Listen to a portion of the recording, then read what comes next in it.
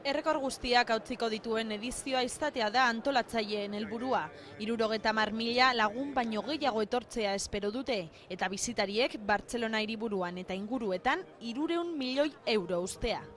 Gran Bia azoka honetara ekarri dute aurten kongresua. Aurrekoak baino toki handiagoa du. Parte hartuko duten 1.500 enpresek baino gehiagok lekua izateko.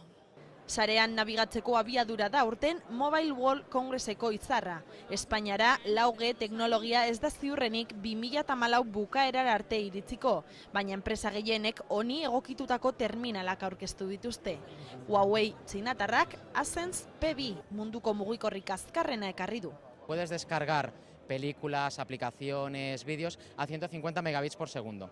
Eskuko telefonoetan pantailarik handiena du Samsungen Galaxy Note 8.0, baina egia da erdi mugikorra, erdi tableta dela. Como es un dispositivo demasiado grande para ponértelo en la oreja, lo que puedes hacer es, utilizando este lápiz, automáticamente cuando suena, puedes coger el teléfono directamente. Poltsiko guztietarako mugikorretan pentsatu dute batzuek, eta ez gara tamainaz ari. Krisiarekin bat eginda, Nokiak 15 euroko terminala atera du. Ahora se ve bien. Okay.